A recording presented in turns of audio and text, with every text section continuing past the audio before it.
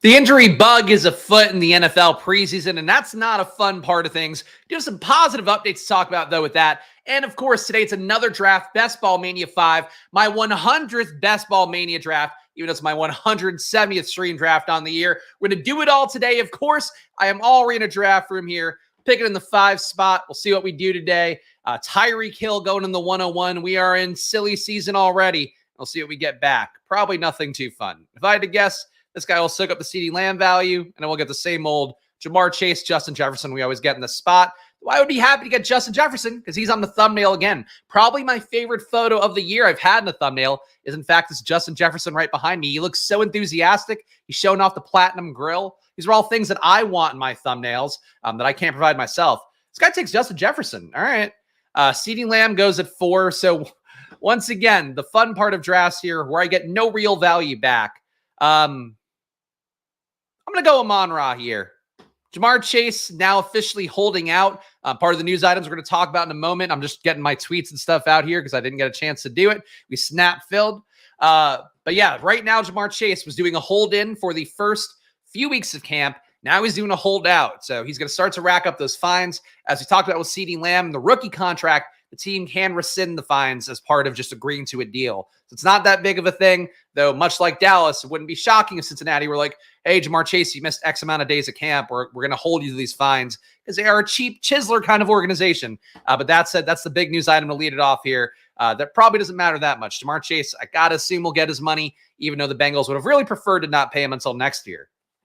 Jahmyr Gibbs, we talked about yesterday. He's quote-unquote going to be fine, according to Dan Campbell. What that means in terms of a timeline coming off a hamstring injury, unclear. If I had to guess, Jahmyr Gibbs week to week should be okay for week 1. If he falls on rooms and you like him as a play, you could probably scoop him up safely. Though with hamstring injuries, the longer they go on, the higher the risk of reoccurrence. And of course, any hamstring injury, a soft tissue injury, it can reoccur again. So just something to keep in mind if you are going to go flocking to Gibbs. But if you're getting him at a discount, you're probably not getting really any downside for what's happening there.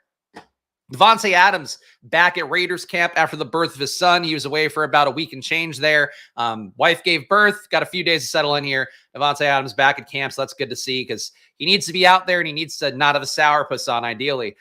Not to use a total boomer way of saying that, but really, like, he needs to be at camp and be, like, ready to go to have any shot at maximizing his ceiling in an offense that so far seems like it's not that good no matter who's playing QB.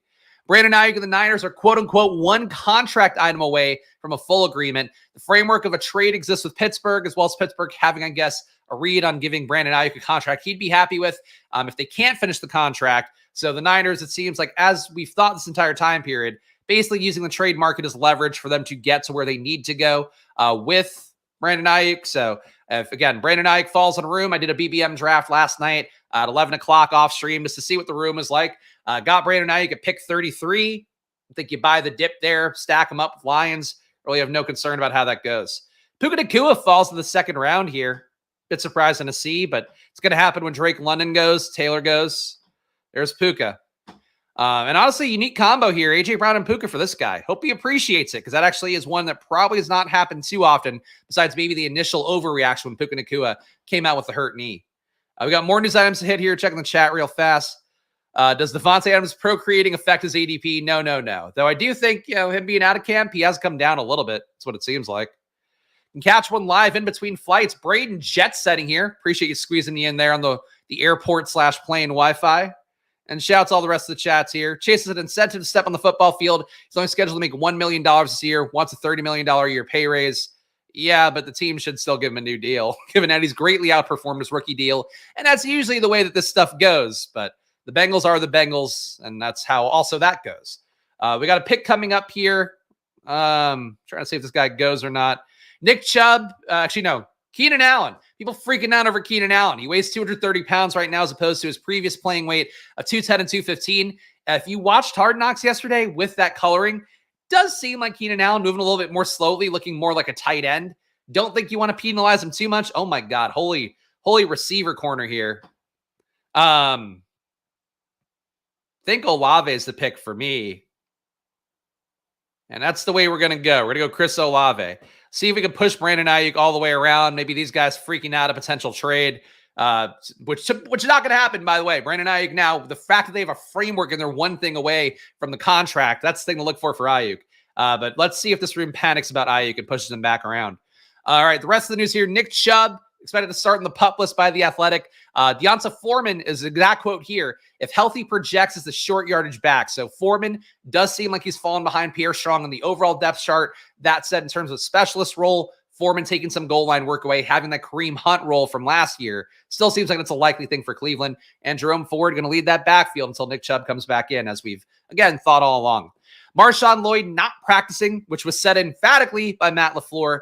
A little bit of frustration on Matt LaFleur about Marshawn Lloyd having another injury there. That's going to happen. This guy's a fun weapon.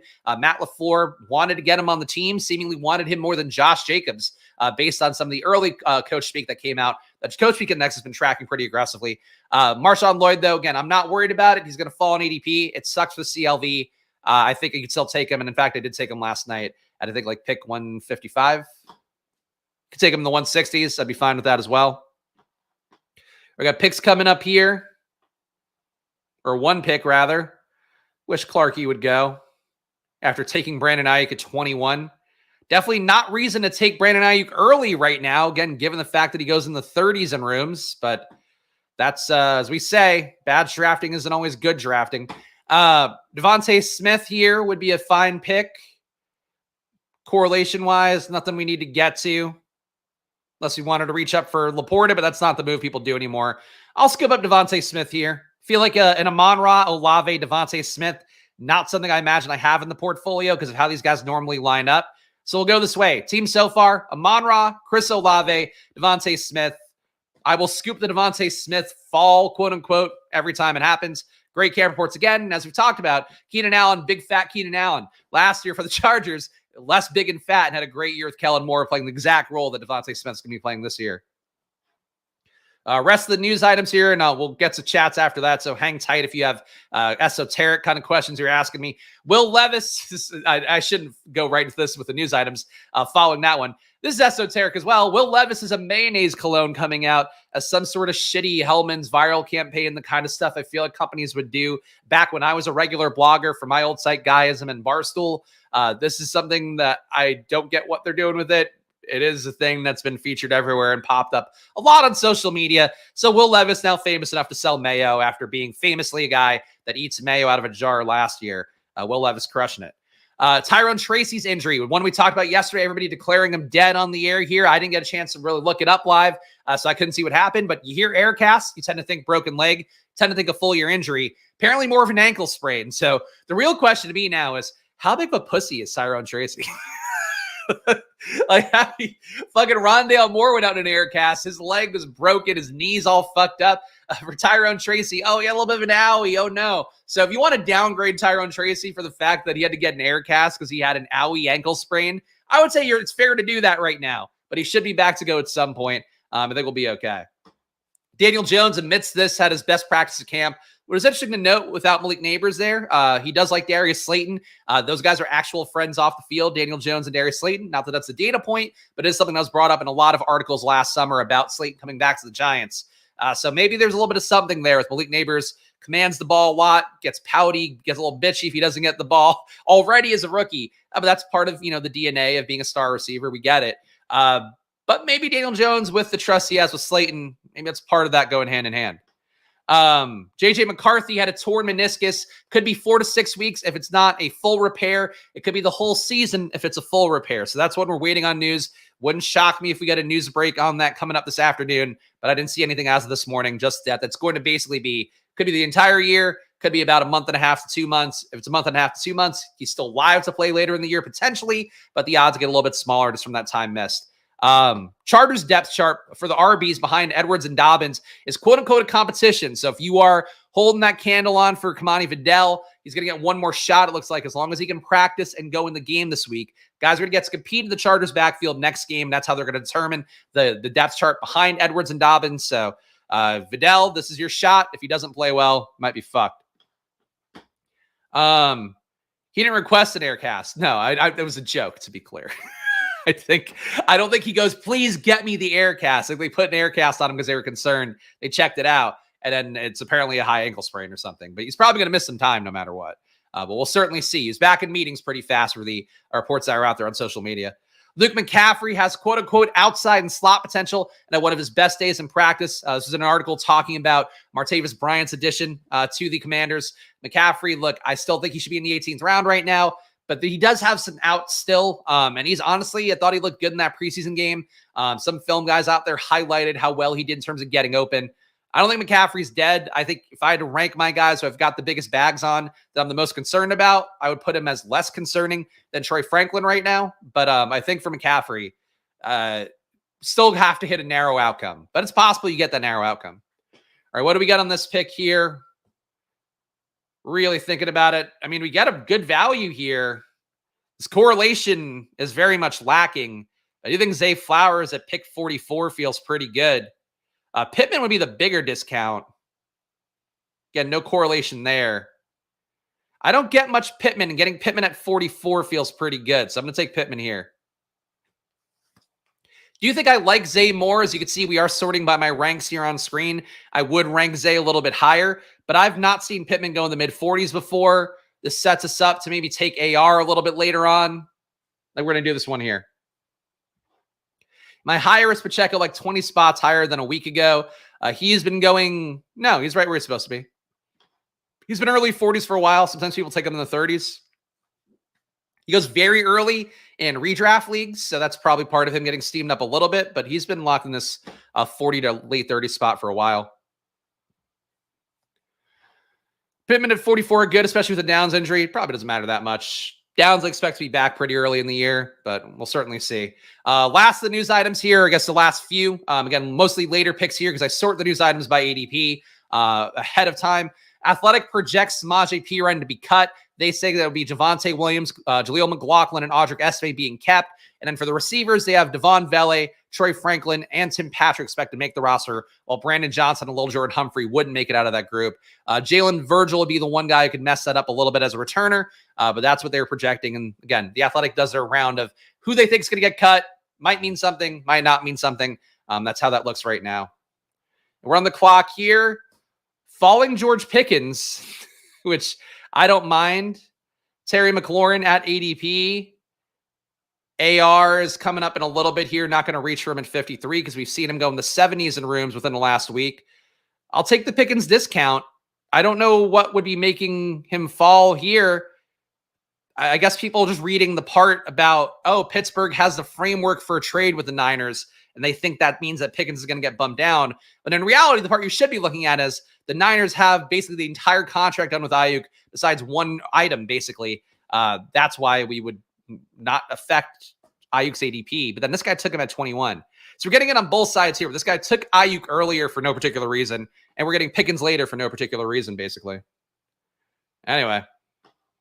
Stupid fall for Ayuk and Pickens, except that Ayuk didn't fall here. But yes, normally would be a stupid fall. This room said we'll reach 9 picks early for Ayuk. Jonathan Mingo still making plays at camp despite the sucky preseason debut. Had a big long play today that he caught in camp from Bryce Young. Apparently it was an impressive catch. Xavier Leggett's back doing individual drills, and Deontay Johnson was out of practice today for a reason that I couldn't find on any news items out there. But he wasn't practicing. Probably doesn't matter, but probably just a personal day because I haven't seen anything about him being injured. Jelani Woods, rumored to be cut in the by the Athletic in their Indianapolis camp speculation article. Jelani Woods, a guy I've talked about here. People think he's locked to be a wide receiver 1. He certainly has the talent to be a wide receiver 1. Hasn't showed it in camp. It's been Mo Alley Cox ahead of him. Kylan Grant's ahead of him. Will Mallory's a better pass catcher than them, supposedly. Even Ogletree's look better than them in camp, according to the Athletic. So Jelani Woods has not made the leap, even though he did try to solve his hamstring injuries. He's another guy who had misbalanced musculature in his legs. And unfortunately, not working out so far for him. AR goes at 58, so we will not get that bet here. Sucks. We really have seen AR fall in every room besides the one time I get a Pittman discount. Then AR will not fall in that room. Always fun. Trey Tucker thinks that offseason LASIK surgery is helping him a lot. Tucker's a guy has probably benefited a little bit having some extra time out there. With Devontae Adams out from camp again, was waiting for the birth of his child. Now he's back. I think Trey Tucker, to me, as we saw yesterday where I took him on stream, round 17 as a bring back for New Orleans stuff. To me, that's really the only reason to take him because we don't know who's going to be QB yet for the Raiders. Even though the Athletic also speculated it might be O'Connell starting, but Minshew has had more explosive plays. Still feels like a coin toss bet there. Austin Hooper shining in Patriots camp with Hunter Henry missing practice. There's also a report about Drake May getting sacked, I think 4 times out of 5 dropbacks. Really not a good scene for Drake May right now. Not a good scene for the Patriots offense overall. If I had to guess, could be a lot of quick throw stuff for them this year to start it off because of the fact they can't keep guys protected, but especially Drake May, who is going to have some issues with sacks and pressure. It is also not the most accurate. If you're taking Drake May again, really don't expect him to go in those first 14 weeks barring injury. Chase Claypool, an injured reserve, and he's been basically not practicing since a toe injury on July 28th. If I had to guess, Chase Claypool could be treading towards one of those guys who just retires out of nowhere in like August, September. But Chase Claypool, to me, was never a play. Sorry to the one guy who drafts him a bunch. But it's not looking good for Chase Claypool either. Am I still taking CD over Tyreek at 102? Yes, I would. Yes, I would. They're going to get contracts signed. It's not something that should drag out that much. It's really mostly nickel and diming on a few numbers. In particular, if one of Chase or CeeDee Lamb signs, I would think the other one signs pretty fast. Those guys are basically neck and neck for price tag. CD probably wants to try to reset the market. Hard to justify him getting more money than Justin Jefferson. So I think what's going to happen is like, whoever gets the first deal, the other guy's going to get a little bit more. So really, that's what you're looking for there. But again, it shouldn't affect ADPs because the Cowboys can't afford to not have CeeDee Lamb out there for week 1.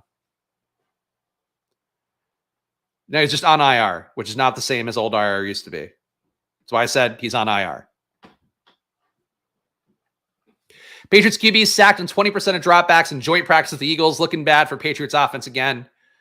Yeah, I mean, look, I do think Alex Van Pelt's not a bad coordinator. There's going to be growing pains. Also think that, frankly, the team not overhauling everything and instead, kind of having a Belichick disciple become the guy, even though he's going to play music in the locker room, allow him to eat cookies and whatever. It's still a situation where it's a lot of things held over from the previous regime, and I think that's the main thing you look at.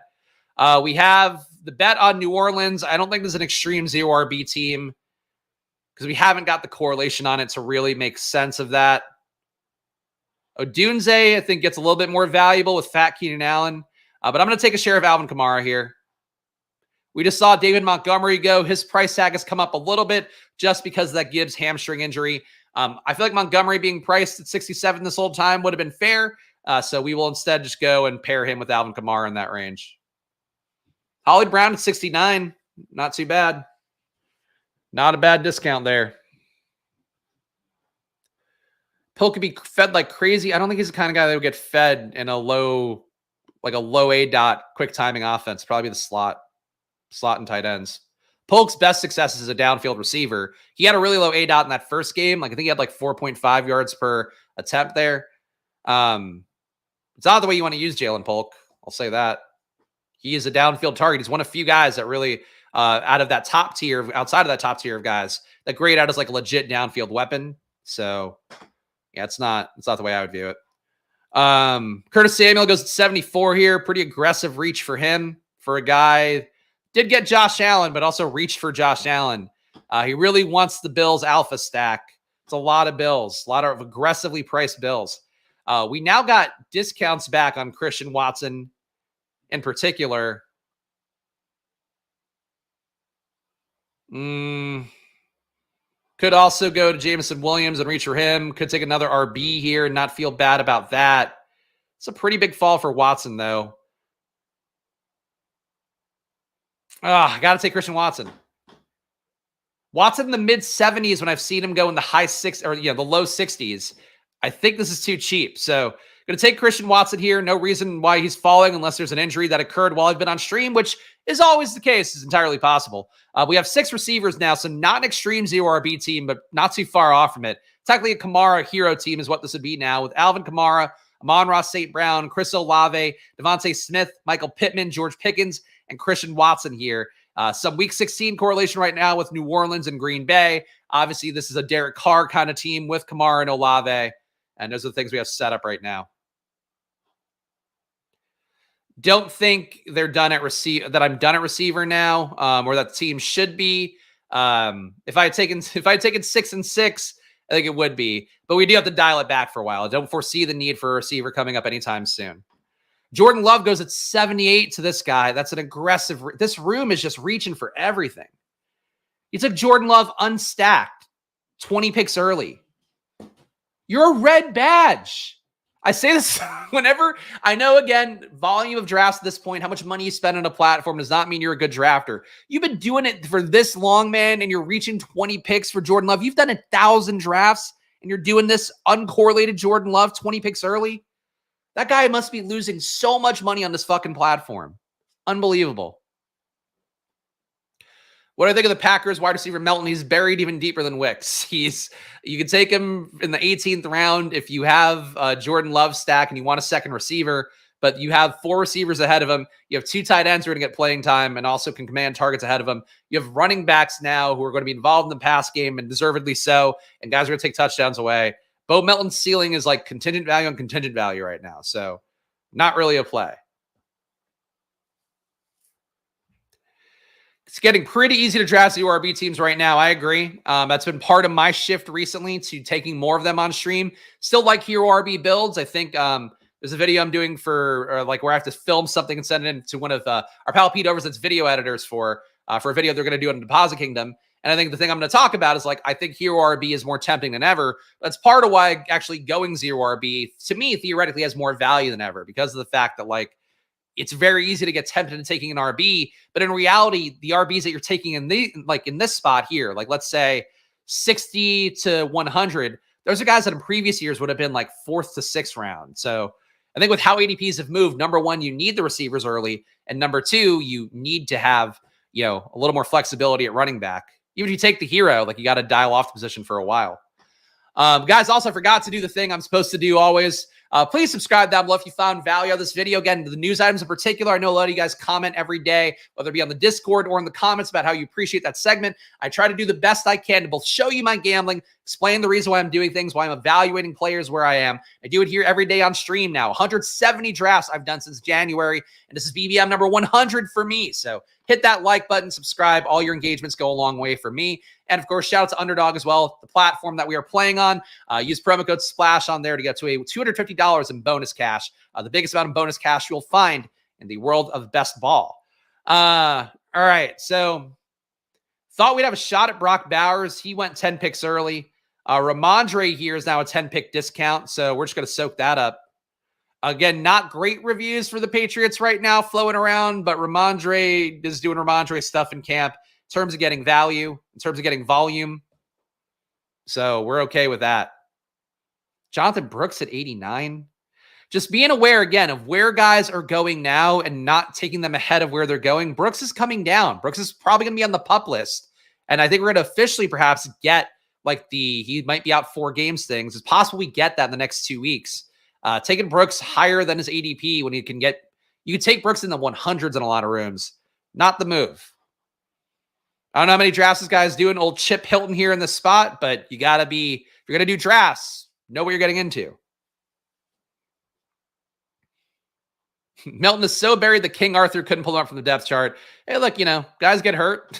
We keep seeing it happen. That's how it is. So, but contingent value plays, never going to be the fun ones for me. Especially at RB, but wide receiver, not dissimilar.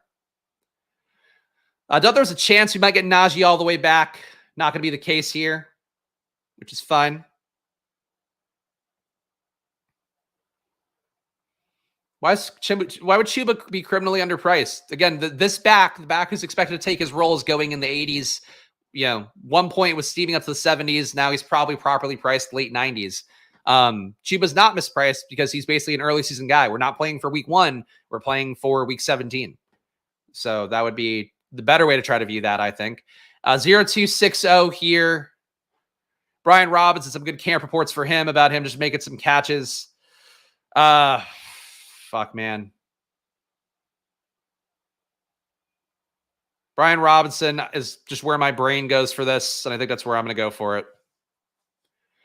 Just adding another RB in here. To me, Robinson should have hung around the late 90s.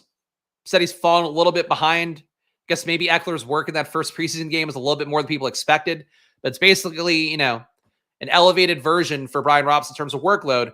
Elevated version of the kind of split backfield we expect in places like Cincinnati and Tennessee. So I think Robinson, to me, I get why people might think he should go lower. I don't think he should. We have 3 RBs right now. It's a 0-3-6-0 build. We have Alvin Kamara, Ramondre Stevenson, Brian Robinson Jr. At receiver, we have Amon-Ra, Chris Olave, Devontae Smith, Michael Pittman, George Pickens, and Christian Watson. The team is going to have a hard time being matchy-matchy for Week 17 in the way that I would normally like. I just feel like the receiver room didn't come together early, and there were too many values that to me, couldn't afford to pass up, like Christian Watson at 77. So it's making the team a little bit of a different texture, but of course, we'll try to stick the landing as we always do. If you want to see me build a perfectly matchy correlated team, yesterday's stream, I think that first team especially was like perfectly correlated for Week 16, Week 17, even had some Week 15 on there without planning it. So that's what it is. CD Olave and Adams, there you go. Not too bad. Adam with his quote of the day. Some say, I don't think this makes sense. Some say encapsulates the human desire for self-determination. Okay. I think your quote yesterday, to be is to do, I think was a better one, but I appreciate the effort. And August rooms are much different. That's true, because we're only competing against people who are using their money intelligently on the platform, usually in May and April, in January, February, even though, as I say here, January and February, like the softest time period, because people don't know what to do with rookies. They don't know how to properly evaluate them and price them. But yeah, like a May BBM room compared to an August one is like just a completely different, it's like a different game, honestly. A lot more similar to DraftKings. And now I would say one change from previous years is like, I just really think you can't assume good drafting from badge drafters. Like, because in previous years, you had to have played so much volume to get to your 500, get to your 1,000. I think all the badge drafters were, good, or at least aware of structure and how to do things, even if they had their own crazy ideas about, oh, I could take 5 running backs early and that's going to work out well. Like some of the badge drafters do. But now it's like you have people that have probably just been losing money for 3 or 4 years on the platform. They've got enough drafts in now to have a badge. And I don't think it makes them a good drafter, personally. Am I doing weekly NFL DFS? Yes, I will be doing the same thing as last year, roughly. Might change some stuff around on Tuesday and Wednesday, because those are the days where there aren't, games. But 2 showdown videos a week on Monday and Thursday, and then a week-long preview on Friday for sure will be happening. So same thing. Thoughts on Miami Brown? He's okay. I don't think he's got quite as much of a role as that first preseason game looked like. They said they want to rotate guys around. Olamide Zaccheaus was splitting reps of them out wide. I think they want to figure out a solution out wide. So it's possible Miami Brown is one of those solutions, but he's not like so great of a player that I think he's the one that's going to for sure win that job.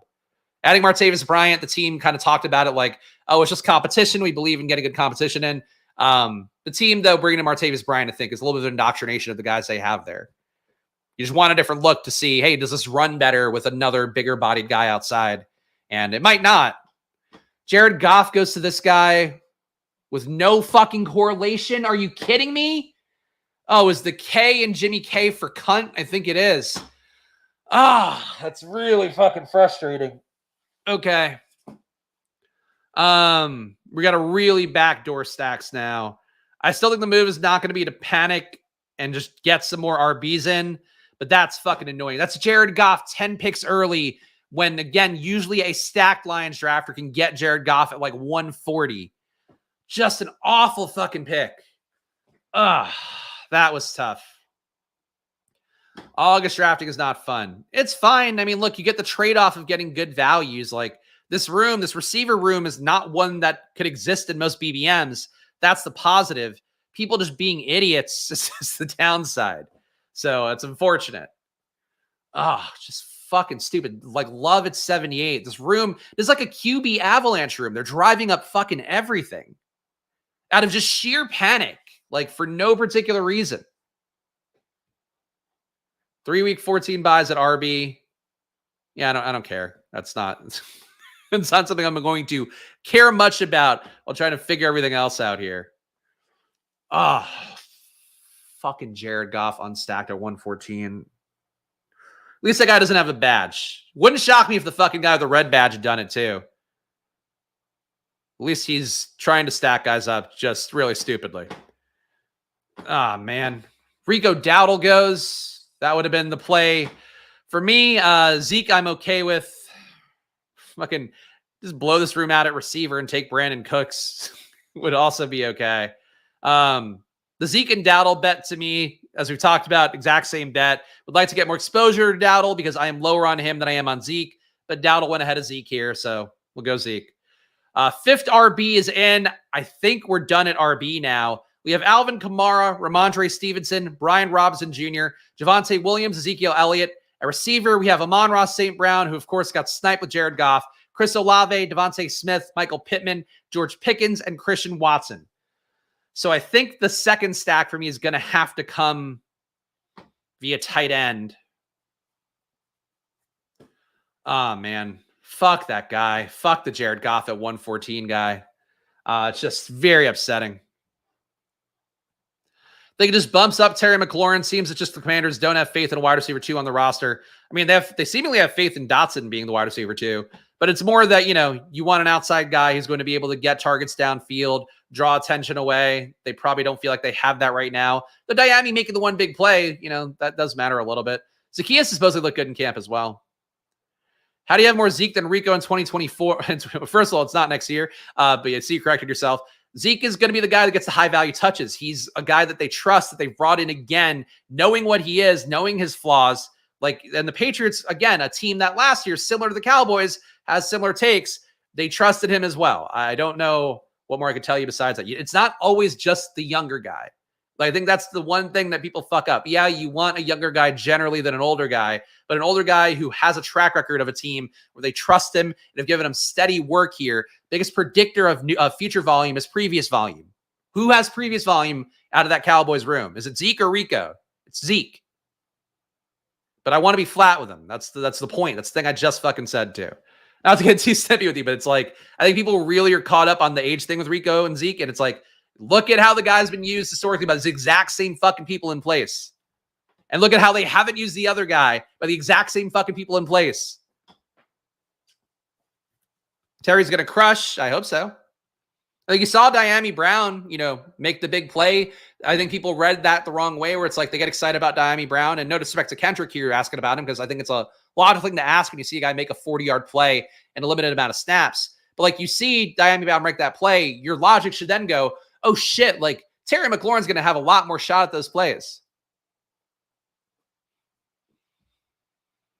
To make it through, he's never been a guy who gets hurt. He's had occasional injuries like anybody, but he's not an injury-prone guy.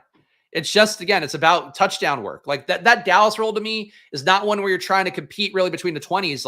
I imagine it's going to be pretty even split there. The role you want is what they were trying to do with Pollard last year, where they gave Pollard 5 to 7 red zone touches a game at the beginning of the year. And then they realized Pollard couldn't score in the red zone. He wasn't big enough to do it.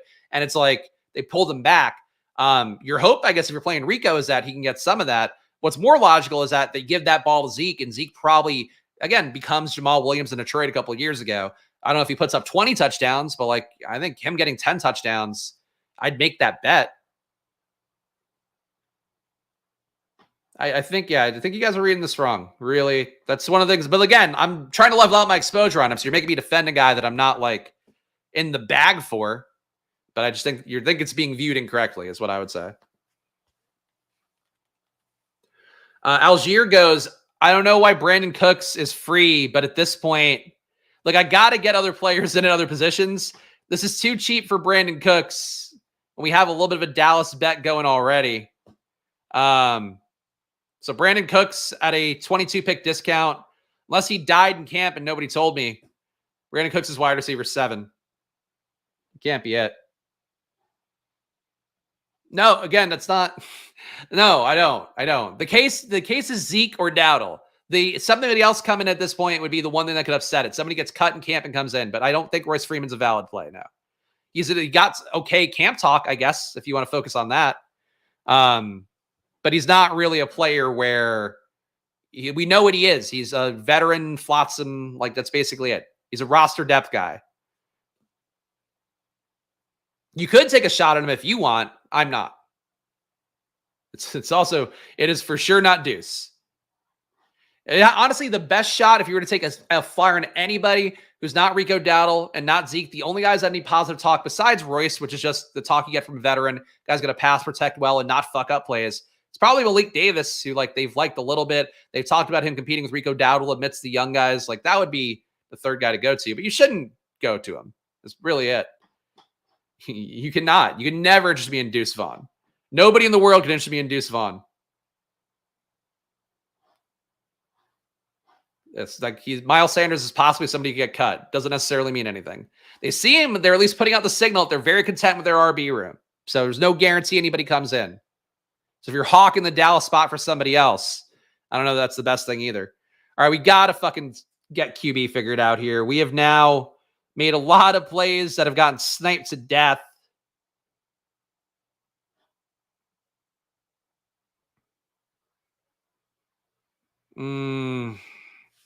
Just no fucking correlation either for anything. I'm going to go Noah Fant here if I got the click in. I think I did. Okay. Got the click in. We have to get a tight end coming in here. I think this is going to be a 3 QB build. You might guess what tight end I'm going to try to grab. Could do a Bo Nix team, I guess. I want to keep options open because this room has been really fucking unpredictable. Every QB has gotten steamed up, 10 picks, 20 picks.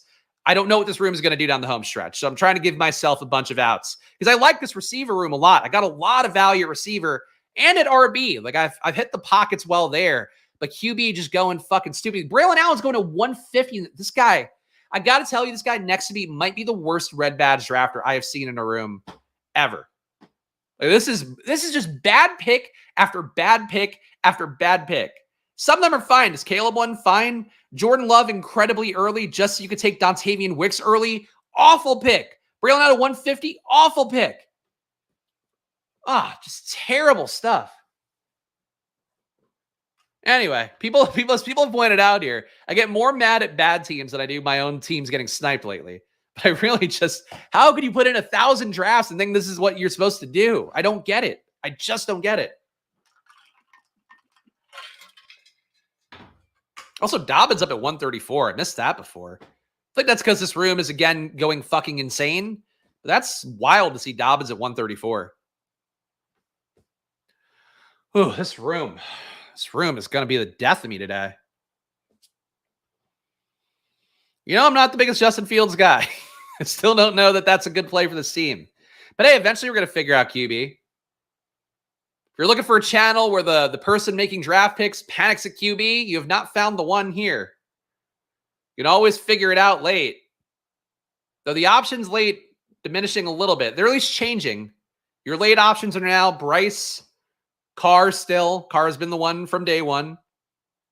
Daniel Jones, you have a lot of ways to stack that up late. I mean, Geno falls enough that he's almost in that tier. So here he goes. Here he goes, 158. Fucking took Noah Fant for optionality. And Geno goes here to a guy with Tyler Lockett. All right. Flimsy ass stack. At least it's correlated. Bryce Young and Mingo is the emergency one. To me, the emergency one that I like the most is still the Giants. And I think that's actually not really an emergency one for us here. I think we could finish this team out. I think we have to finish it out no matter what. Legally, I do have to finish this draft, I think, no matter what the situation is. But I'm pretty sure we could finish this one out decently. I've got an end game in mind now, I think.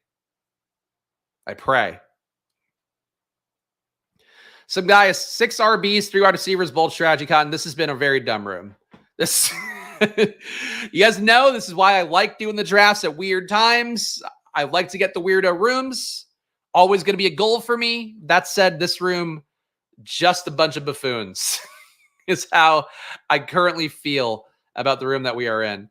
All right, we have Matthew Stafford here. No correlation with him. I think we're done at RB with these guys. Could take Ray Davis. I've also got to get my end game going pretty soon. But I'm going to take one more RB, and it is going to be Ray Davis. And then we're going to get into our QB end game here. So no QBs through 14 rounds. Again, we're going to get it right. Still going to get it right. This is going to be an obtuse path to it. But I promise we're going to get it right. I think we got QB here, 2 picks here, and we're done.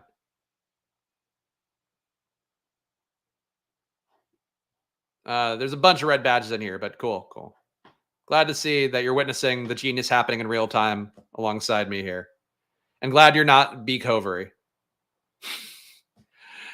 Beak Hovery needs to go back to the lab. All right, 0671 here.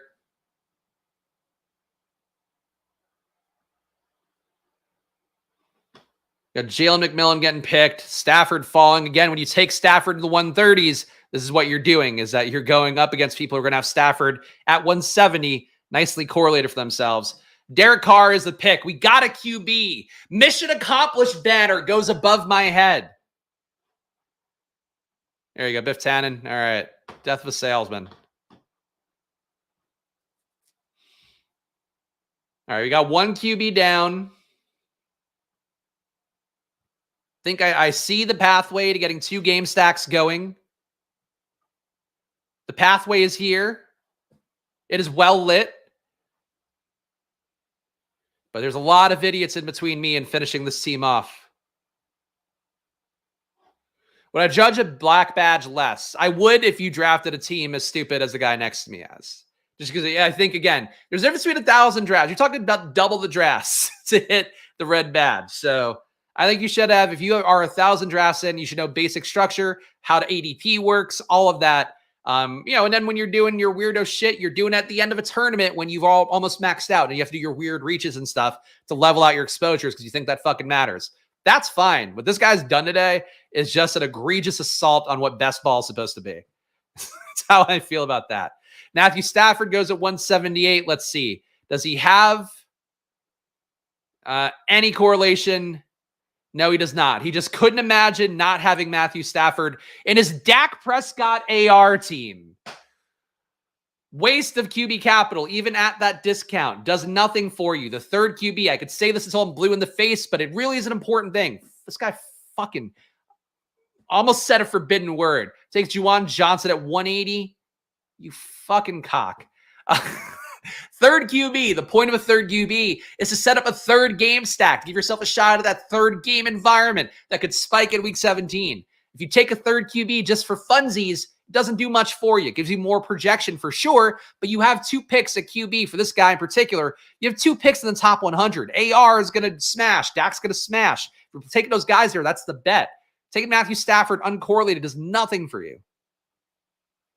That's still not a thing. That's still not a reason that Stafford hits. Because I'm not going to backdoor Stafford. Again, people are going to have Stafford in the 170s with Cooper Kupp and Puka Nacua and Marvin Harrison and Trey McBride. I don't want Stafford backdoored unless I have absolutely nothing left at all. If Stafford, like if I got sniped and everything else and Stafford comes back to me, sure.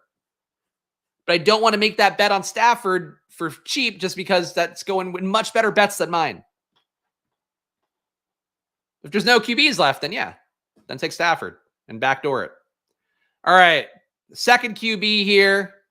I don't know if it's quite as obvious, but Daniel Jones, QB2 here, giving us Giants and Indianapolis. Maybe more to come on that front.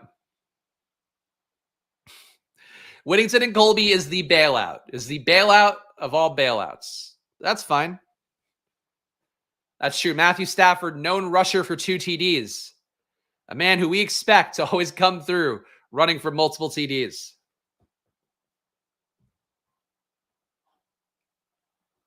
Third QB could make sense here, but I think we need another position more. So we're not going to go that way yet. Give the team a read. I've not been good about reading the team here because this room has been fucking driving me nuts. So many values and then so much fucking downside with it. We've got Derek Carr, Daniel Jones, Alvin Kamara, Ramondre Stevenson, Brian Robinson Jr., Javonte Williams, Ezekiel Elliott, and Ray Davis at receiver. And the receiver room is loaded. Amon-Ra, Chris Olave, Devontae Smith, Michael Pittman, George Pickens, Christian Watson, Brandon Cooks. We need a second tight end. That tight end is going to be Theo Johnson, who's on the top of the screen, so I don't need to scroll for it. Theo Johnson is tight end 2. This team probably needs a third tight end, and that's really it. The discount on Wan'Dale Robinson at this point as well would not be bad. I don't know what this room is doing.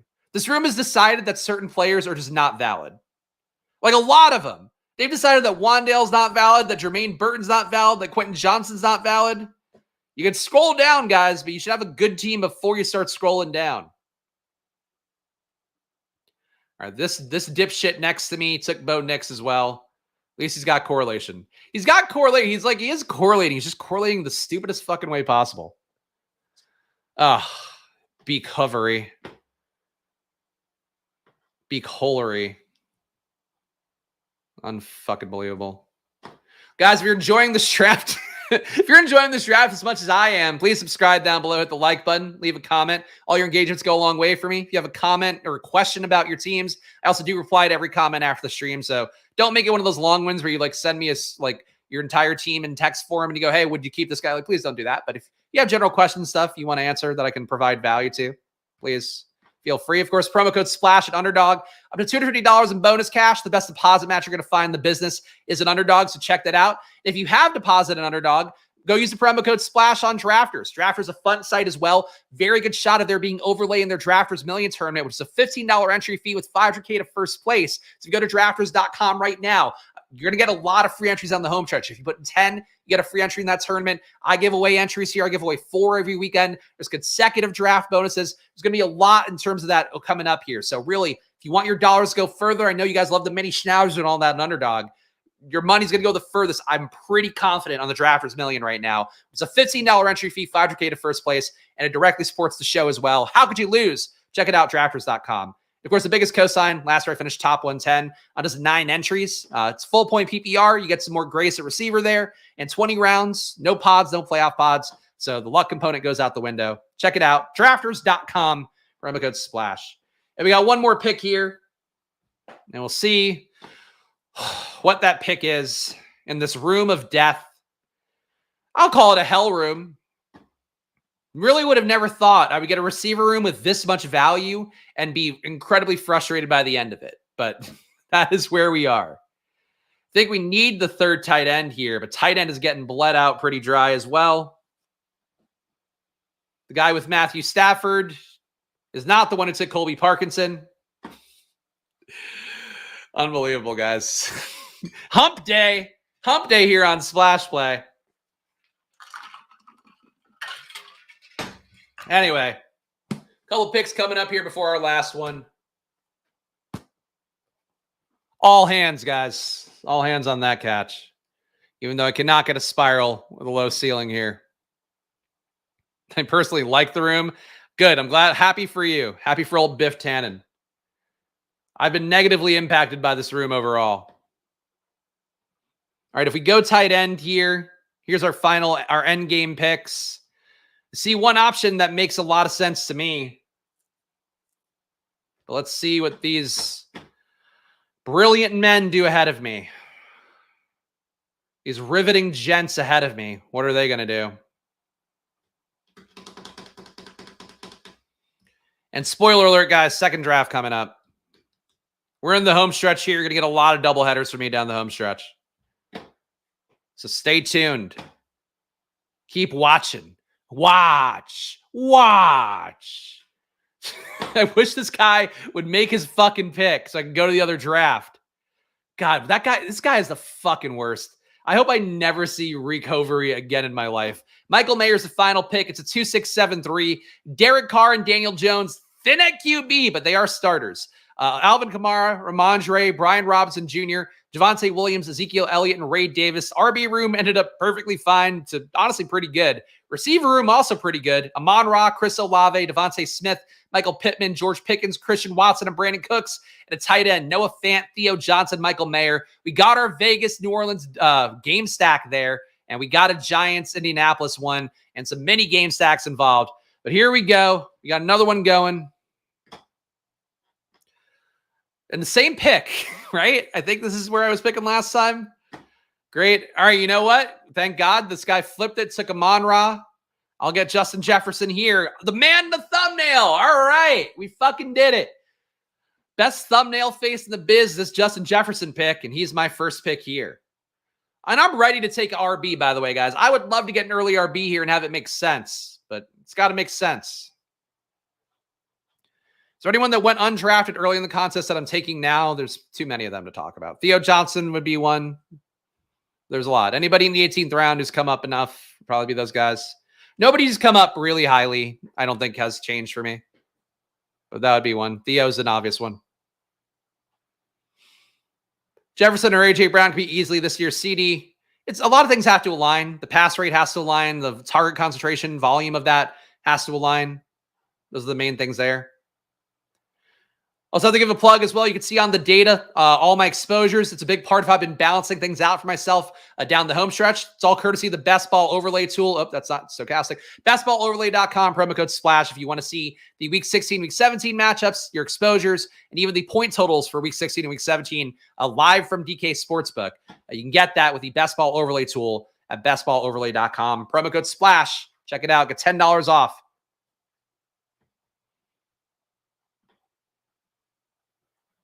For the first round, I'm an 8%er. My exposures have come out to 2 players being at 3%. Would you lean into the natural fade with the remainder of the drafts? Would you try reaching a level out? Depends how much you like those players. I think is basically it. I take some stands. I do think the early rounds, if you have guys where you see the outcome hitting, you just feel like, you don't want to be wrong about that. I'll still take the guy 4 to 8%. In the first round right now, Jamar Chase would be one of those guys for me. Breece Hall, Garrett Wilson. If I get 4 to 6% of those guys, even 4 to 8%, I'm content to. The other guys I'd like to have more than the field of, but it's coming down to my pick distribution.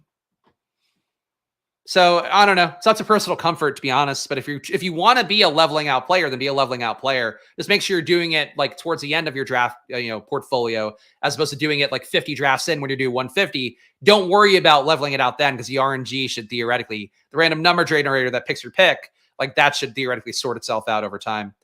We have Jefferson here, Chris Olave here. I mean, the Olave build always feels pretty good. It also would set us up for correlating on both sides of Minnesota, Green Bay. Taylor wouldn't feel bad here. Decent shot of getting Neighbors on the way back. I would like to get more Taylor, but I'm down for Olave. I think the potential here of setting up Green Bay and Minnesota is pretty good. Again, these teams, New Orleans plays Green Bay week 16. Minnesota plays Green Bay week 17. Getting both of those together feels like a pretty good attack here of the playoff weeks. I have no issue with Jonathan Taylor, and it's probably his one spot where I could have gotten my exposure up to him, but I'm not doing it today. Pretty much talk about it every day. Talked about it in the news segment up top, but I think he's fine. He's just going to come down in ADP. He's going to kill your CLV a little bit. That's basically it. That's my hope as well. If we got Devontae back, and then we also got a Green Bay guy coming up, would be pretty nice.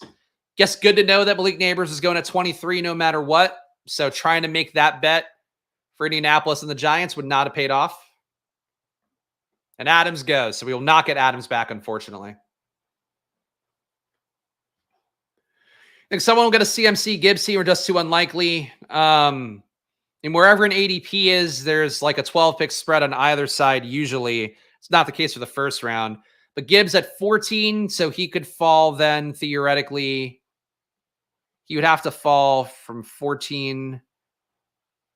He'd have to fall a lot of spots. He'd have to fall like 8 spots. And I don't think Gibbs often goes in the 6. It would be tough. If you got it, it would certainly be unique, but it would be tough to pull off.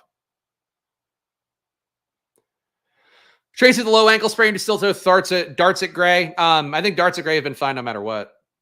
Picks up here. Derrick Henry, a player that I do want to get more exposure to. Nothing else screaming correlation at this point. Getting more Diggs, getting more DJ Moore would not feel bad. But Derrick Henry, I think a good pick. Go Derrick Henry here. Would say Henry is a better pick in rooms where you have a little bit of that Houston bet going. But hey, hero RB. We'll do hero RB here. It is now BBM draft number 101 for me. Stream draft number 171.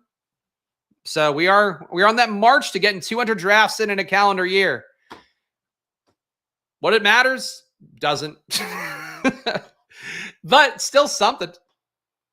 Still an accolade, right? If you get CMC in the third, in the third round, that'd be sick. But yeah, you'd have to get CMC third or fourth pick. Gibbs pushing to 21. It's tough. I mean, honestly, in most rooms, Gibbs shouldn't be falling, though. I think where Gibbs went here, like this is Gibbs, what his price tag should have been the entire time. So maybe sometimes injuries make the market realize they were wrong about a guy by a little bit. And it wouldn't shock me if the market realized that with Gibbs. Oh my goodness. Guys, I've answered this like 10 times in the stream. I don't feel bad about it at all. He has a hamstring injury. He's got more juice than everybody else in the backfield. He'll get there. He's probably not a week 1 play. Is basically it. But there is some chance that it does become a little bit like a Kendre Miller situation. Kendre's issue last year was that he couldn't earn his way up the depth chart because he was hurt in minicamp, hurt in training camp, didn't flash.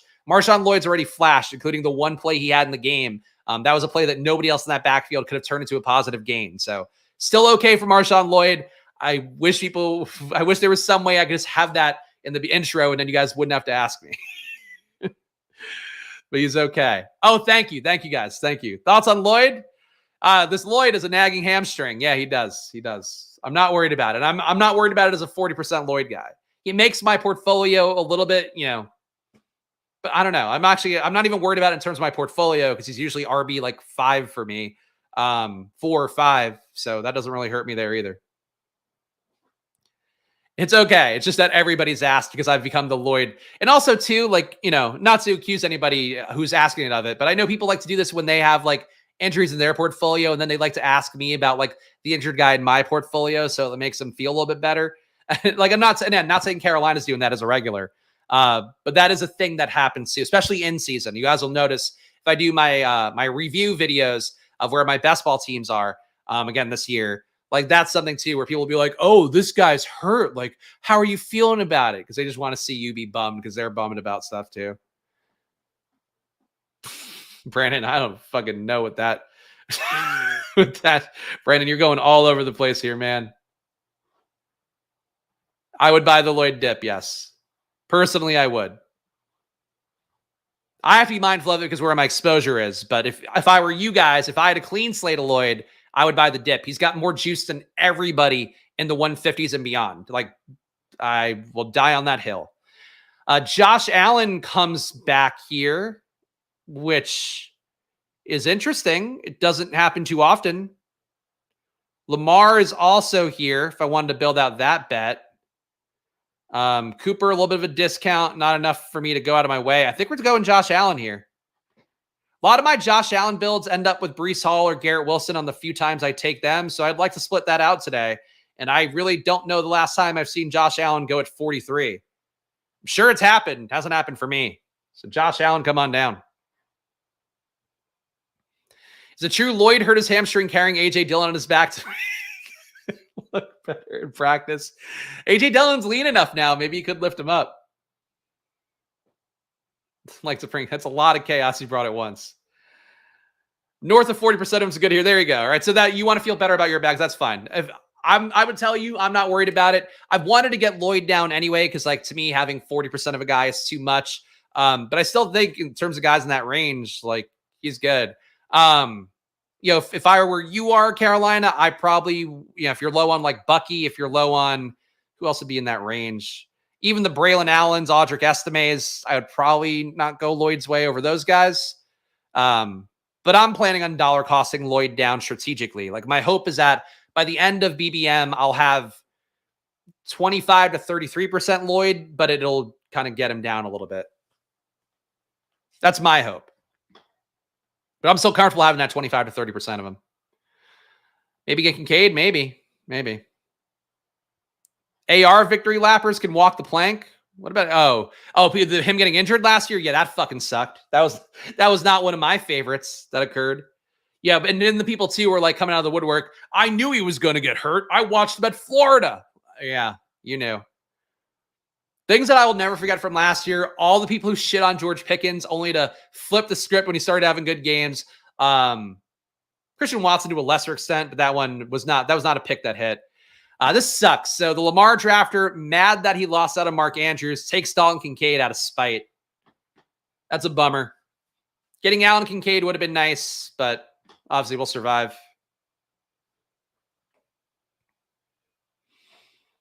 Would I draft 150 to get rake back if you've done 90 drafts so far? If you're going to enjoy them and you think that, and you have the bankroll to do it, you can. All right, Terry McLaurin here. Josh Jacobs here. We do need to make it up at receiver, though. I would have deviated more for a guy like Kincaid in this spot. Yeah, we got to do Terry McLaurin. McLaurin coming down a little bit. I really don't get why. I think because he just didn't make any big plays in the preseason, which if that's what the market is now adjusting guys for, not my fave. Let's see. Pumping Algier bags. Yeah, that's more of a handcuff play to me, but I get it. I would split that range if I were you, personally, but obviously follow your heart. Heard we talk a lot about Puka and MHJ. What about Cup and McBride? Not as fun of a bet. Like Puka MHJ to me is just like, I look at that one, I see CD Lamb and Amon-Ra last year in terms of the upside. Cup and McBride is like you're playing the second outcome out of that, and that's okay. You're leveraging against the Puka and MHJ. The issue is that Puka and MHJ isn't like that owned that, you know, you need to make direct leverage against it, as opposed to, you know, where like CD Lamb and Amon-Ra last year, you could have made a case to like take Brandon Cooks, take Sam Laporta, take Jameson Williams, whatever, and Laporta bet would have hit for you. Rest of it, not so much. That would be my thought as well. Sweet rake back in Battle Royales, yeah. Gladiator program is a good one for that. Kind of think we're going to see Keenan Allen fall into the 60s, by the way, which sucks. Again, another thing for my CLV, it's not going to be great. I've been very cozy taking Keenan Allen as like wide receiver 4 or 5 in a 0 RB build, hero RB build. With him being a little bit fat, having the bad camp, having the hard knocks as well of him getting shut down by Jalen Johnson. Even though Jalen Johnson right now is one of the best corners in football, Keenan Allen's going to come down. Keenan Allen is unfortunately going to come down. If I had to guess, where would he go? Maybe around Godwin, 60 flat. Really bad scenario would be post Godwin. If a lot of the football analysts out there key in on Keenan Allen being fat and talk him down for it. Jalen Johnson, he is a monster. And honestly, they showed in Hard Knocks too. They're like, oh man, I'm getting really lucky against you. Like balls that are just a little bit low. Keenan Allen slipping on a route. Like, you know, but Jalen Johnson's good. Like, good. Keenan Allen should be going against the top corner and having a tough time and hopefully improving with it. But, you know, it's a little bit of a concern because you have other weapons there for sure. And you have Odunze, who's a young guy. And like, we know, you know, Keenan Allen is not a young guy anymore.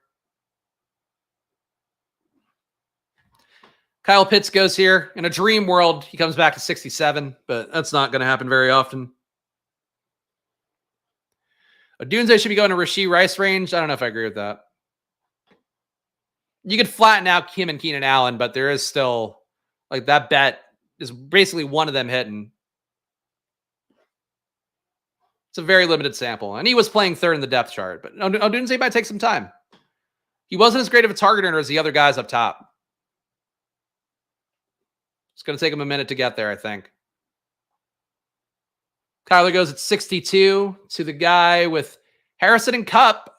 I really, taking Cup at 14 feels very gross. When you had, this guy took Cup ahead of Puka Nacua to try to set up this combo. That is not the fucking move. Ah, I hate the way that he did that. That is not a fun way to do Arizona. I mean, like, fundamentally, it's a projection bet. But like, if you're getting Puka, just take Puka here. I don't know where else you're going to get Harrison, but like reaching a little bit for Harrison, reaching a good amount for Cup, then reaching for Higgins on top of it for no fucking reason.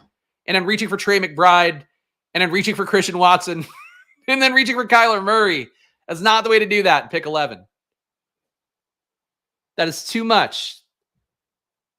The build can work, but you're just giving away CLV for free for no reason. You give away CLV because bets fluctuate throughout the course of the year. You don't give away CLV for no fucking reason to build a team that's not really that unique. Tough scene. That is correct. Sus Edwards here. Punted the equivalent of a third-round pick. That's a good way to sum it up. That is very dumb. Oh, well. But again, reach, hey, if you want to set up unique combos, do it. Do it when BBM's 90% filled and you've got your last entries in.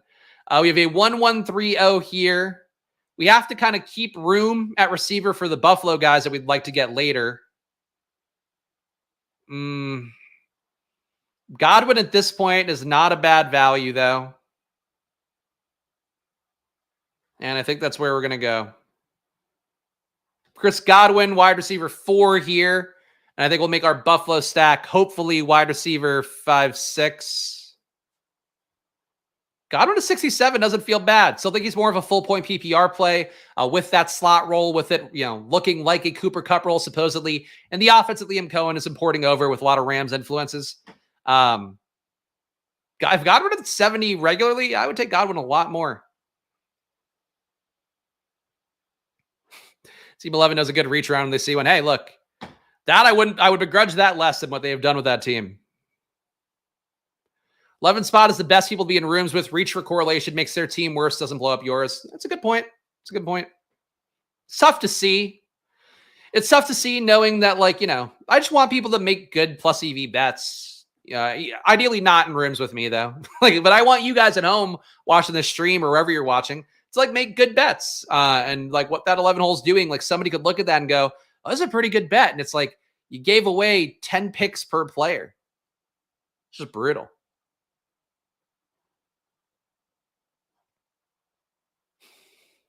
I don't even know what this is, but this sums up Adam pretty well.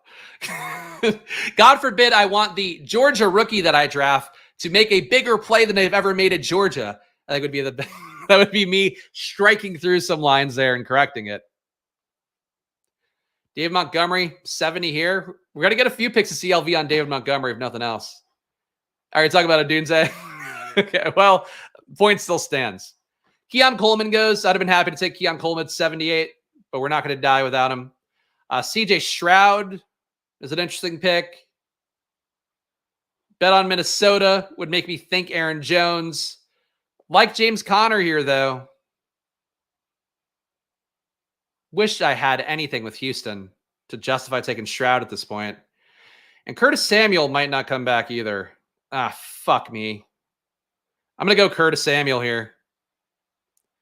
We need him as part of this bet because otherwise we're talking about a Khalil Shakir bet, which is pretty lean. Had to get Curtis Samuel here. I think I can live with it because we're basically just making a bet that Curtis Samuel and Keon Coleman, same team. One guy hits, the other one doesn't hit. So the part of it that you could withstand with Cooper Kupp and Puka Nacua and swapping that. But honestly, I'm doing a very similar thing to what I just said that guy shouldn't do.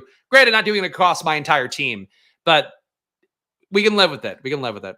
Curtis Samuel's the pick here. We've gotten to a 1150 here. Josh Allen at a discount has dictated where we've gone, which maybe not the way to handle that, but it's okay. Derrick Henry, Justin Jefferson, Chris Olave, Terry McLaurin, Chris Godwin, and Curtis Samuel. My hope is that the Josh Allen being discounted,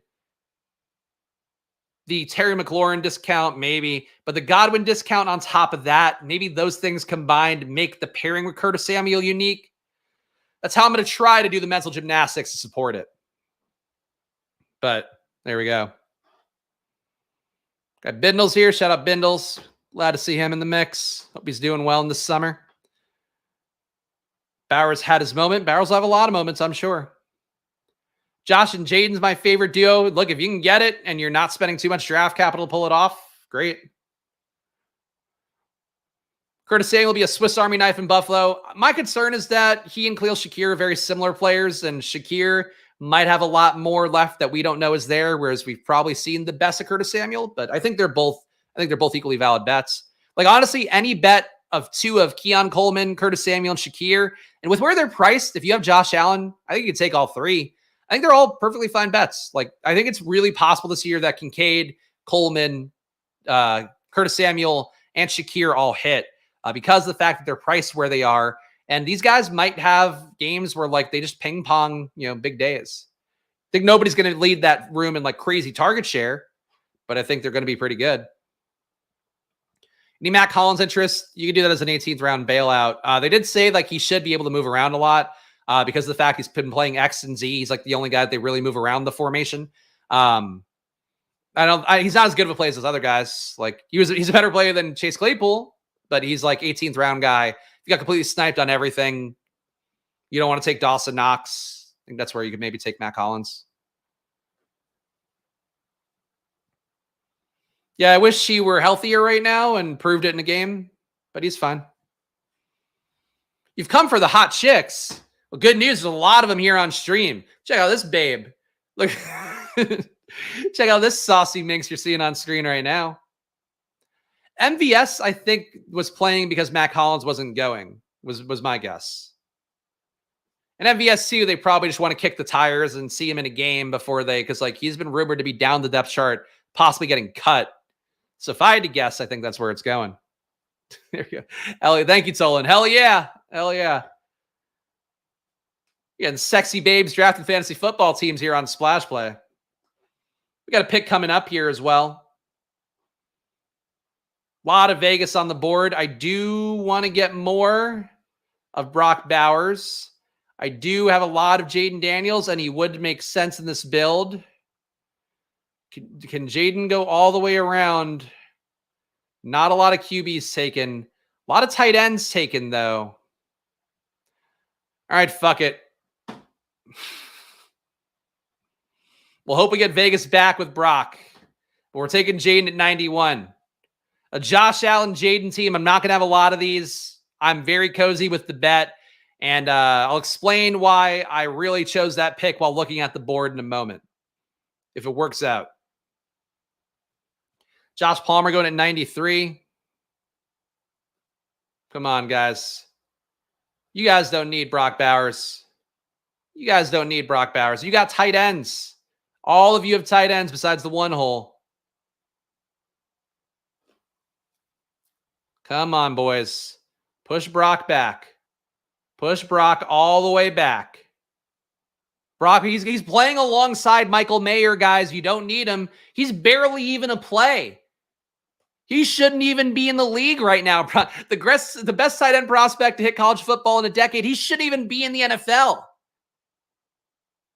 This Raiders team is dog shit.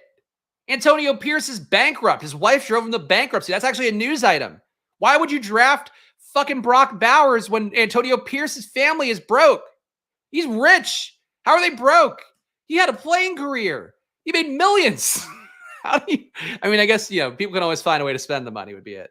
But anyway, why would they take Brock Bowers? A rookie that's balding? My God. He's got no testosterone. Can't even keep his hair. He looks like an accountant. He looks like an IT guy. Dylan Pearson, you don't want him. Fuck you, Dylan. Fuck you. Fucking cocksuckers, man. Just can't fucking get shit for myself. I can get Brian Robinson Jr. I also could take Khalil Shakir here. I think we need to start making it up at RB soon, but I think we need the Buffalo fucking double. Ooh. These pretzels are making me thirsty. Fucking Dylan. Powers judges his coach's financial choices. Yeah, he wears his polo and he goes, hey, Mr. Coach Pierce, have you thought about putting this money in an index fund? Have you thought about maybe not letting your wife spend all your money on handbags and instead put all of your earnings as both player and coach and are in the tens of millions? Have you maybe thought about investing that? Oh, did you put all your money in the Board 8 Yacht Club after in 2023? Oh no, Antonio Pierce. That's what Brock Bowers says when he's looking all this stuff up. Fuck you, Dylan. LMAOs. Fuck you, Dylan. Fucking Dylan. Dylan Pearson just sounds like the name of somebody I don't like. And I look at this team and I see that he has 3 receivers through fucking 9 rounds. And I know he's somebody I don't like. Oh, I could have had Brock Bowers with this team. Could have had all the hot young rookie pieces of ass in one team. Come on, bro. Come on. Oh, got to throw the football in the air a little bit to feel better about this situation. Unfucking believable. There's a thought about Njoku, but it doesn't make sense for this team. Njoku, I'm not like as crazy about. I think there's a little bit of a tier break between Bowers, Ferguson, and Njoku. But, you know, I get why he's priced where he is. I think he should be a little bit ahead of Dallas Goedert. That's how I feel about Njoku. Dylan is Jeremy's cousin, maybe. Ah, motherfuckers. I don't want to jinx it either, but it's been a great run without our draft stalker on stream. Granted, you know, the rooms fill faster. I move my times of starting drafts around. That's been helpful. But a hell of a run here. Might be able to get him under maybe 25% of my drafts on the year now after he took 50% of the early ones. Ah, the worst. Pick coming up here. 2160. You got to think we're done at QB.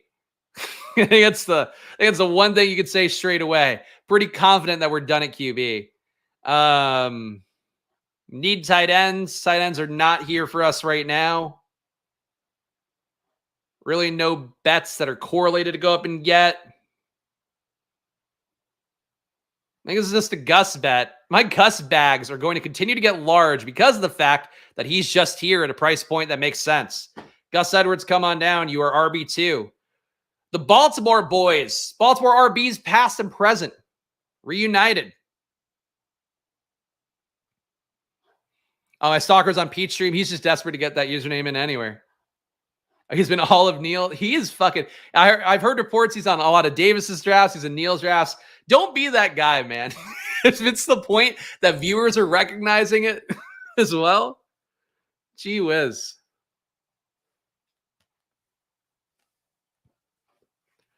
Wow, Gus is your highest owned back. Yeah, it's not a great feeling, but you know what? Sometimes those unsexy plays, they can get you there.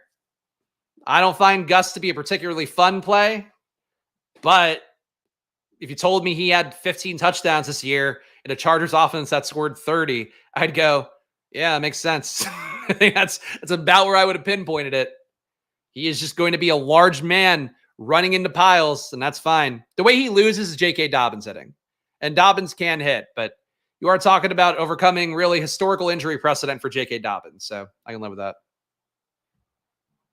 I'm not. People asking about his username. I'm not going to give it out loud. I don't want to glorify it any more than I already do. It's really like it is like somebody who's unhealthy mentally to like want to have their username seen on screen a bunch. So rewarding that, we've unfortunately stupidly rewarded it too much indirectly. But somebody in chat can tell you guys if you're that curious. All right, picks coming up here. Dallas Goedert fallen. We do need a tight end, but I don't think that's the play for us. Would like to get more Eckler here, as we talked about the bet with him and Brian Robinson. Don't think it's flattening out fully, but goal line work for Eckler, pass down work for Eckler. He's in the mix enough. I'm okay taking Eckler when I don't have Brian Robinson. And we have a bet on Jaden Daniels, obviously. So team so far is a 2-3-6-0. We got the value Josh Allen, and I will say, when that value Josh Allen hits and it was something you were kind of planning for in the early parts, even that does throw your team off enough and kind of the feng shui of how I approach things. We did get Josh Allen at 43, which doesn't happen often. Got Jaden Daniels ahead of ADP. That's basically where his price tag feels like it's going in most rooms lately. Derrick Henry, Gus Edwards, Austin Eckler here. Weird unifying themes between the teams where we have the former Baltimore running back who's now playing for the Chargers, former Chargers running back who's now playing for Washington, and of course, Derrick Henry now playing in Baltimore. We have it doesn't matter at all. It's interesting. Justin Jefferson, Chris Olave, Terry McLaurin, Chris Godwin, Curtis Samuel, and Khalil Shakir. Need tight end late. Obviously, there are two tight ends that would correlate with these guys that go late. Those two tight ends will probably be a part of the picture here. Eckler directly conflicts with my big burly RB room correlation. Yeah, that's true. We have gone a lot smaller here. I'm not a size queen. I'll give them all. Is it bad that I have 15% Eckler and B-Rob? No, that's the bet. This is one of the Miami last year bets where like both RBs can hit. Possible they get hit on the same team. Obviously, they're not going to hit to that extent, but I think I've said enough times. Them, Cincinnati, Tennessee. Those are like really the big three that I think I could see. And Dallas, I would say big four, where I could see those RBs all hitting in different ways without one guy getting hurt. Darnell Mooney up to 133 here. Wasn't thinking about taking him, but would have been nice to have the option at 139. Jesus. Veggie Man. Veggie Man. This, I got to tell you guys, big part of why I do enjoy these rooms more. Where, look, I get, shout out to guys like Pete who still do the, hey, I'll tip people off when I'm in a room kind of thing. You want rooms like this where you have, I don't know, 3-4 rooms that have 5 receivers barely through 12, if not 4 receivers. and they're making themselves so fucking thin at receiver. Like, I really think these are the rooms where if my advance rate is a lot better this year, AR not getting hurt, it would be a big part of why that would be. But also, it's going to be because I have gotten into these soft rooms on stream in a way that I was not doing last year. If Dontavian Wicks and Darnell Mooney are your wide receiver 4 and 5, you might as well just not play best ball. Unless you got the hugest values everywhere else. Hey, this guy got Trevor Lawrence. This guy's scooping up some value here. Not too bad for him. One unbadged drafter who's not a big silly goose, is what we'll say. Ty Chandler here makes us up at RB. Do like Dalton Schultz here, and he does correlate with Baltimore, but I think we need the RB more. We're going to go Ty Chandler for this pick. Going Schultz and then trying to go Hockenson on the way back might have been nice as well. But we're not going to do it. Team so far is a 2-4-6-0. We got Josh Allen, Jaden Daniels as our QBs. Feeling very good about that room. Derrick Henry, Gus Edwards, Austin Eckler, and Ty Chandler. Feeling good about this hero RB room with Derrick Henry. Wide receiver, we got Justin Jefferson, Chris Olave, Terry McLaurin, Chris Godwin, Curtis Samuel, Khalil Shakir. I would say this room's a little bit thinner than I want to have for my top 6, but because we have the concentrated Buffalo bet, these guys are both starters for our QB that we got as a value. Like, it makes sense. And our tight end is non-existent yet, so got to get some tight ends coming up, obviously. I don't think I need to tell you guys. You need to play tight ends eventually. Ray McLeod, you might not be wrong about that.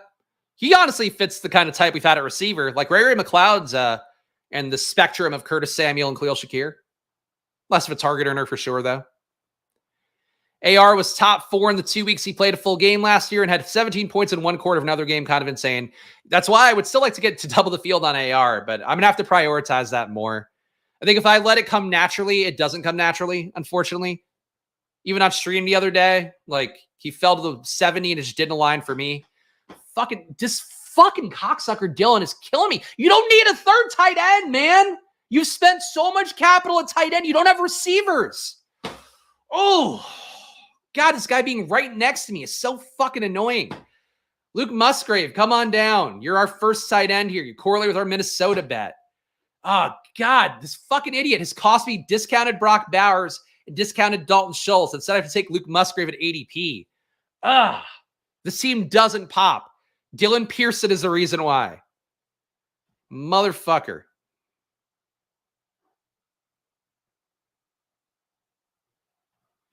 Warming up to the Hawk bet. Hawk's a fine bet if you have tight end 1 and you can get through.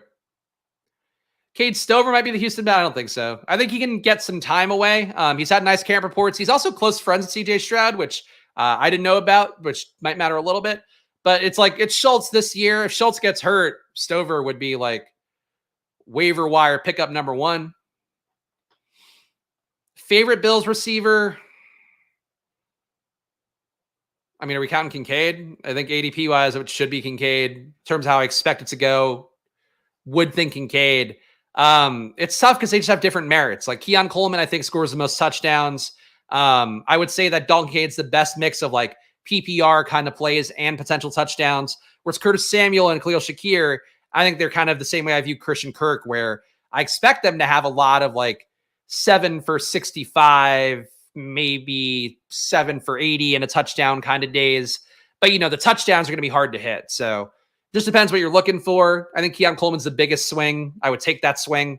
But if you just need like PPR points, let's say you have a lot of rookies in your build, I think Curtis Samuel, Shakir, a little more merit there. Best way to look at it would be like, I think that Shakir and Curtis Samuel are more median projection plays, whereas I think Keon Coleman is like a pure ceiling play, and Kincaid's the best mix of floor and ceiling. I hope that's not a cop-out answer, but I think that's the way you're supposed to view it. I would have taken Braylon Allen if he came back, but he does not. People are fucking 20 spots going up for Braylon Allen. Oh, God. These August rooms, man. I could feel my heart palpitating with these August rooms. It's Kraft live or all Musgrave? I think it's mostly Musgrave. Kraft's 18 round. You need a third tight end. And you have Green Bay. Musgrave is like an actual play. I think can spike some weeks. Does the 112 get reach permission?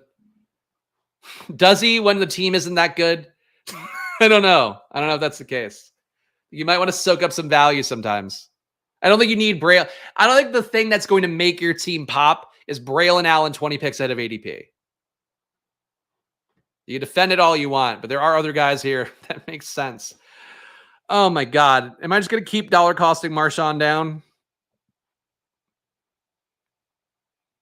Really feels like that's where we are in the draft. Marshawn at 163. I mean, look, people keep asking about it. I still fucking believe in the bet. Marshawn Lloyd is the pick here.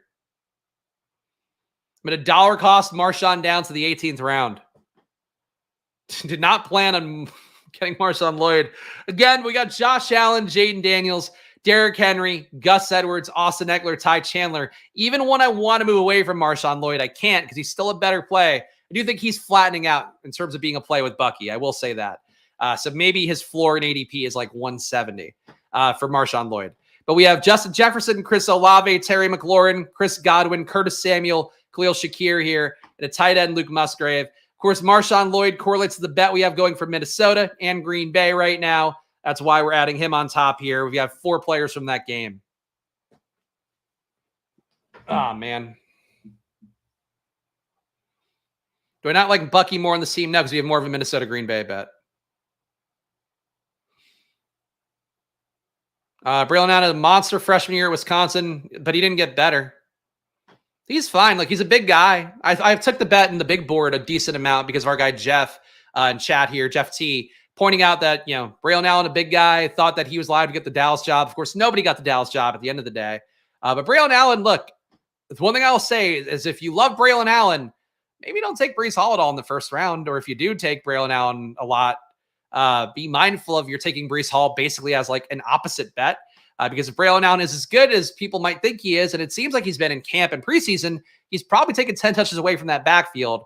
And if he takes 10 touches away, some of those might be goal line work. And that's where Breece made his money last year, is getting the ball in the red zone a lot in the pass game, occasionally touchdowns. So I still think there's a logical fallacy to the Braylon Allen, Breece Hall bets overall. Gibbs injury not considered significant. Be extra cautious with it. I think that's basically what we talked about earlier. Dan Campbell saying it should be fine. To me, read like week to week.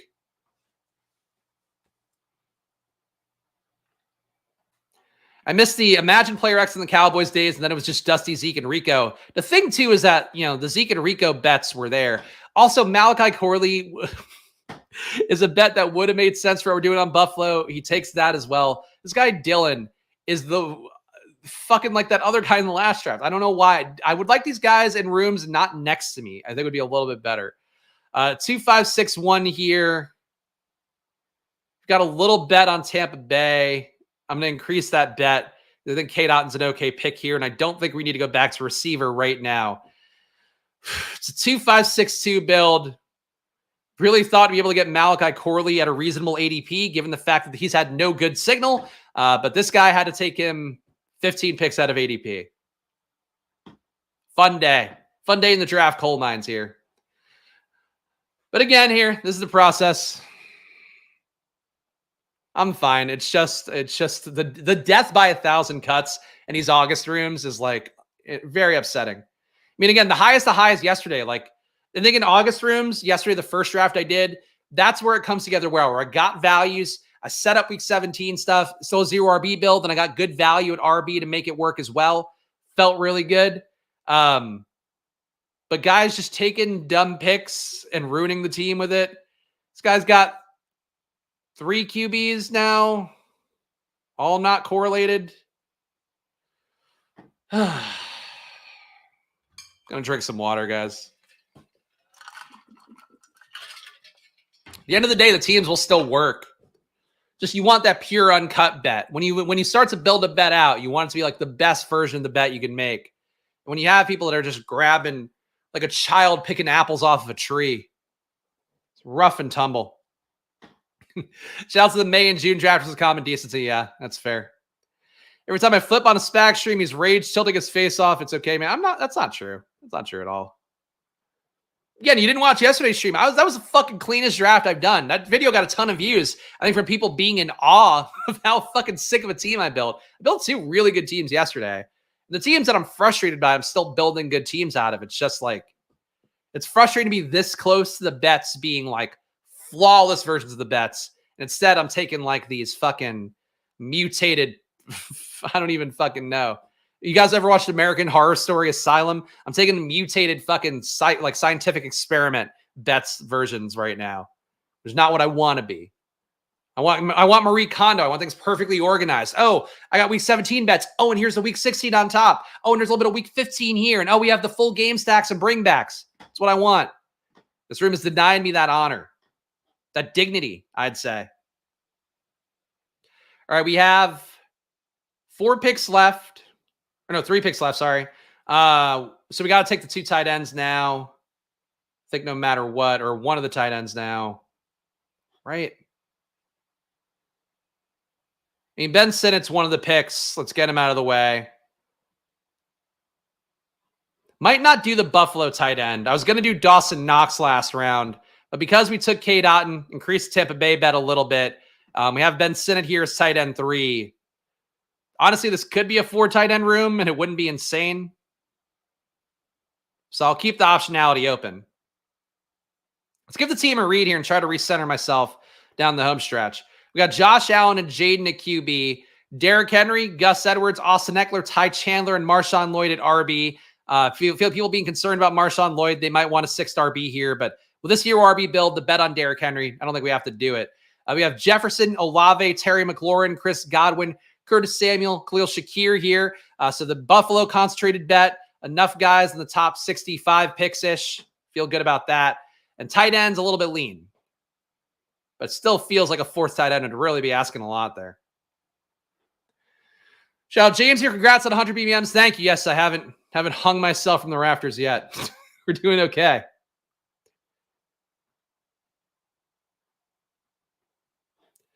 Yes, I have been kind of boned these last 2 drafts. It's okay. That last room was the worst, though. That was a room that I had no clue what it was doing, which are the least favorite ones. Because then it's like, you don't know what you have to do because it's not going with the normal logic. Like if you're in a wide receiver avalanche room, you know, oh shit, I'm seeing a bunch of receivers going in the first 4 rounds. Let me make sure I'm getting receiver. When QBs are going like 20 spots ahead, 30 spots ahead randomly, and it keeps happening over and over again, like still my gut would say don't overreact, but at a certain point you actually kind of have to react to it. So that last room was a really tough one, but this one certainly didn't fucking make it feel better. We got Buffalo, Washington here. Again, time for some Oppo correlation, I think. Ray McLeod. I got Rondale early. We're getting Ray late. And then Casey Washington will be the one who hits for Atlanta. But we'll take Ray here. 7th receiver off the board. Last pick being a Jet or Falcon would feel the best. In a 2-5-7-3 build. Oh, man. What a haul. Grabbing some lunch. Hope everyone in here has a wonderful afternoon. Very kind by our guy Chunk. American Horror Story fact. I went to high school with Meep. Okay. Meep is the one with the weird face. Let me make sure that I don't think that's the way you're supposed to say it. Meep. I think I know the one you're talking about. Yeah. Okay. That's it. Yeah. This is who Vicious is talking about. This is Meep from American Horror Story. They did have a couple of different looking characters throughout the show. Best way to say that. Like actors who look like they could be circus performers. I feel like we're a common theme for sure. All right, got 1 pick left here. gimme, mine. Yeah, it's a lot of only child. I'm an only child, so I could say it. A lot of only child logic from August drafting. But guys, if you've enjoyed this draft, even if it is just learning how to be mad at a draft and then figure your way through it, please subscribe down below. Hit the like button. Again, I'm a solo proprietor here, just showing my gambling on stream, going up against competition here every day. Your support goes a long way here, even if it is just hitting the like button, leaving a comment. Even if it's something like you asking me a question about your fantasy team afterwards, your engagements go a long way. It's basically how YouTube treats stuff. So hit the like button, subscribe, leave a comment, all of that. And of course, new drafts here on Splash Play. Down the home stretch, drafts every day here at 11 a.m. Includes the weekend, Saturday and Sunday. Drafts here. Of course, Promo code SPLASH on Underdog. Take advantage of that. Gets $250 in bonus cash at Underdog. If you're not deposited on there, I play here every day. I have a lot of fun, even though it might not seem like it today. This is still unfortunately part of the fun. Hating the process, sometimes part of the fun. But check the link in the description. Use promo code SPLASH at Underdog for $250 in bonus cash. If you've already deposited on Underdog, deposit on Drafters. A great site to play on. It's got a very good shot of having overlay in their biggest tournament, which is $15 entries and $500K to first place. And last year I finished top 110 with just 9 entries, which is very hard to do. And I did it. And I think for you guys out there, that combined with the overlay, combined with the lack of the luck component of pods and playoff pods, you don't have to deal with that on Drafters. So I would say for you guys out there, if you appreciate here and you know that watching these streams, I don't pull wool over your eyes very often. I will say for your guys' money in these last 3 weeks, your money's going to go the furthest on Drafters. So max whatever you want on Underdog, but I would try to get some money in on Drafters, take advantage of all the entries and the fact that it doesn't take a lot to win. Draft good teams. Very chalk, median projection drafts go on at Drafters. I'll say that. Meep had leukemia very young. That's tough. That's tough. Again, that's why we can't really say anything around it. They did find a way to do a lot of people with various maladies and medical issues. And then they present them on screen and like, oh, look at this circus freak character. Ha ha ha. Lighting up a backwood now. May come match up. Okay. Now come match up. Okay. I'm done with drafts after this one, but I appreciate you lining up a backwood and hope you use it well. We have a 2-5-7-3 here. Is there even like a jet I would take? Should we do fucking Alan Lazard, who is still in the mix, by the way? Actually has made a couple plays in camp that are not insane. Would have rather had Corley. Here, let's put Lazard in the queue. McCaffrey went already, right? Luke McCaffrey's still available. Oh. I can't not take Luke McCaffrey over fucking Alan Lazard. I love week 17 correlation. We're taking Luke McCaffrey. We're not. Sorry. Luke McCaffrey at 211. Dollar cost him down a little bit. That's fine. Xavier Gipson is getting thin, man. I don't even know if is he practicing still? I haven't heard anything about him in like a month. Final team. Lazard is playing for what it's worth. But yeah, Lazard is not. I can't do Lazard over an actual young guy that's correlated. We have a 2-5-8-3 build. We have Josh Allen and Jaden at RB. We have the hero RB build with Derrick Henry, Gus Edwards, Austin Eckler, Ty Chandler, and Marshawn Lloyd. At receiver, we have Justin Jefferson, Chris Olave, Terry McLaurin, Chris Godwin, Curtis Samuel, Khalil Shakir, Ray McLeod, and Luke McCaffrey. So a late week 17 correlation. I think McCaffrey's still valid. I don't think he should go undrafted, even though I've moved him down. Tight end, might have needed 4. Luke Musgrave, Cade Otton, Ben Sinnott. Sinnott hitting is the best out here. Otton's had a good camp. Musgrave is healthy and good to go. That's that. But guys, that's 2 drafts down here.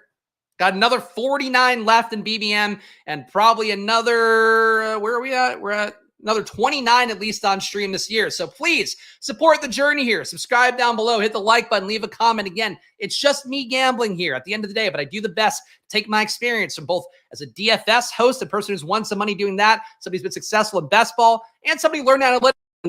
Theoretically, the godfather of analytics of Football Outsiders. So please hit that like button, subscribe. You will continue to get my work here every day on stream, both now and during the season itself.